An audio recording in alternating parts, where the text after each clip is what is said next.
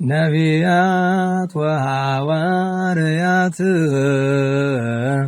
ጻድቃን ወሰማዕት ደናግል ወመነኮሳት አይሩግ ወሕፃናት ገዳማውያን ወሊቃውንት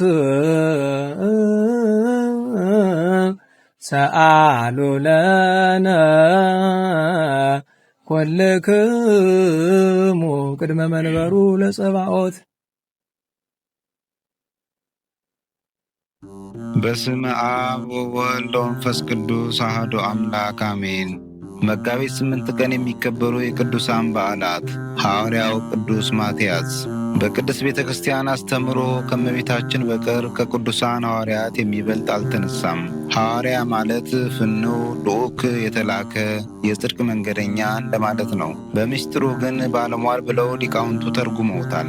ይህስ እንደምን ነው ቢሉ የፍጥረታት ሁሉ ጌታ የክብር ባለቤት መድኃኔ ዓለም ከድንግል ማርያም ተወልዶ አድጎ ተጠምቆ ጾሞ ከገዳመ ቆሮንቶስ ሲመለስ ቀዳሚ ሥራው ያደረገው ደቀ መዛሙርቱን መጥራት ነበር። ከተከተሉት የአምስት ገበያ ሕዝብ መካከል ወሐሬ እምሰብአ ዚአሁ 10 ወክሌተ ሐዋርያት እንዲል በመጀመሪያ 12ቱን ሐዋርያት መረጠ።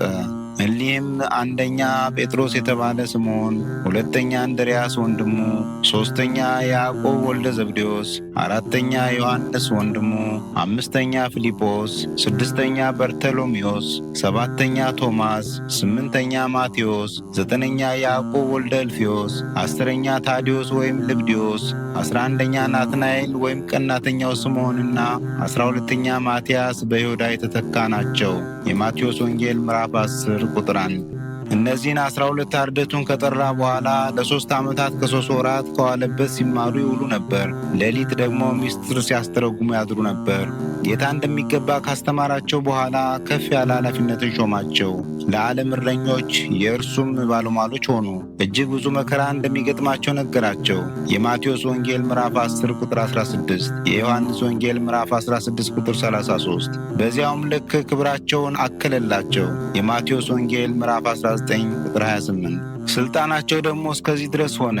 በምድር ያሰራችሁት በሰማይ የታሰረ ይሆናል፣ በምድር የፈታችሁት በሰማይ የተፈታ ይሆናል።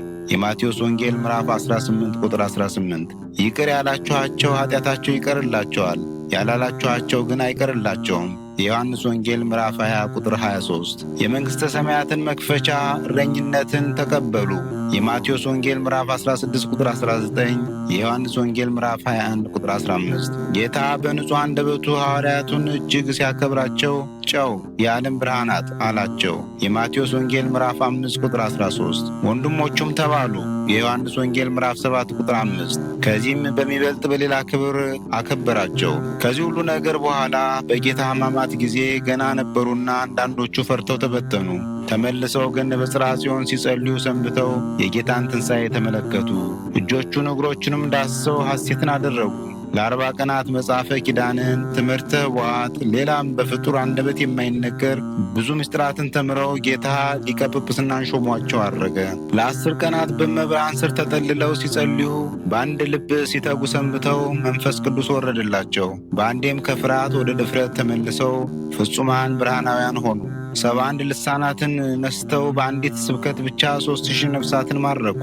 የሐዋርያት ሥራ ምዕራፍ 2 ቁጥር 41። ቅዱሳን ሐዋርያት በኅብረት ለ1 ዓመት ያህል በኢየሩሳሌምና በዙሪያ እየተመላለሱ አስተምረው ብዙ እስራኤላውያንን ወደ ክርስትና ማርከዋል።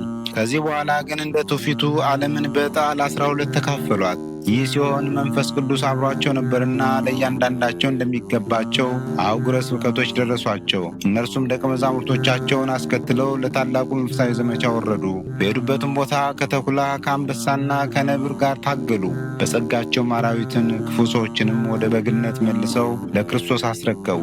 በየሀገሩ እየሰበኩ ድውያንን ፈወሱ፣ ለምጻሞችን አነጹ፣ ዕውራንን አበሩ፣ አንካሶችን አረቱ፣ ጎባጦችን አቀኑ፣ ሙታንን አስነሱ፣ እልፍ አላፍ አሕዛብንም ወደ መንጋው ቀላቀሉ። ስለዚህ ፈንታም ብዙዎች በእሳት ተቃጠሉ፣ ቆዳቸው ተገፈፈ፣ በምጣድ ተጠበሱ፣ ደማቸው በምድር ላይ ፈሰሰ። ከአንድ ቅዱስ ዮሐንስ ወንጌላዊ በቀር ሁሉም ይችን ዓለም በሰማዕትነት ተሰናበቱ። ጨው ሆነው አጣፍጠዋልና ብርሃንም ሆነው አብርተዋልና እናከብራቸዋለን። አባቶቻችን፣ መምህሮቻችን፣ ጌቶቻችን፣ ሊቆቻችን እንላቸዋለን። ቅዱስ ማትያስ ስም አጠራሩ ይክበርና ጌታችን ኢየሱስ ክርስቶስ ቤተሰቦቼ ብሎ ከመረጣቸው 120 ቅዱሳን አንዱ 3 ዓመት ከ3 ወር ከጌታችንን እግር ቁጭ ብሎ የተማረ በይሁዳ ፈንታ ከ12 ሐዋርያት ይቆጠር ዘንድ መንፈስ ቅዱስ የመረጠው ሐዋርያ ነው። ቅዱስ ሐዋርያ በዕጣ በደረሰው ሀገረ ስብከቱና በሌሎችም ዓለማት ለወንጌል አገልግሎት ብዙ ደክመዋል። በተለይ የሰውን ሥጋ ወደሚበሉ ሰዎች ሀገር ገብቶ ወንጌል ቢሰብክላቸው ዓይኖቹን አውጥተው ከብዙ ስቃይ ጋር ለ30 ቀናት ሳር አብልተውታል።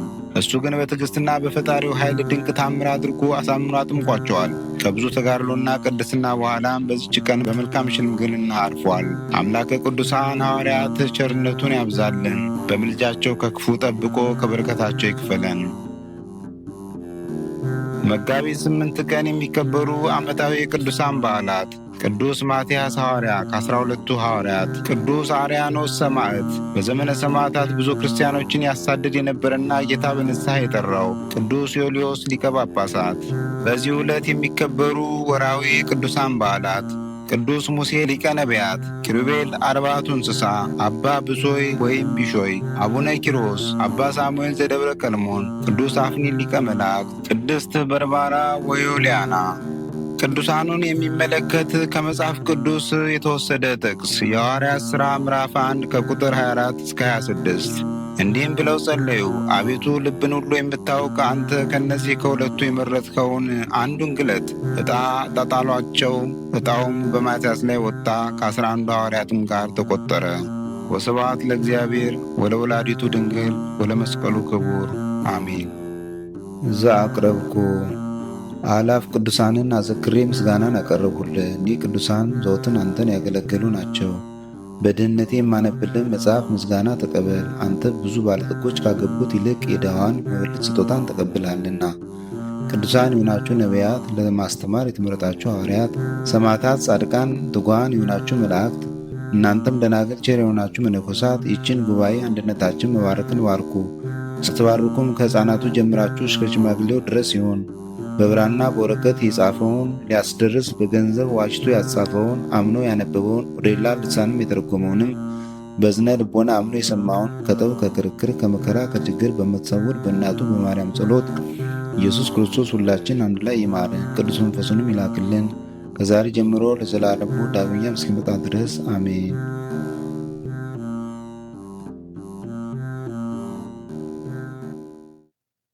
ነቢያት ወሐዋርያት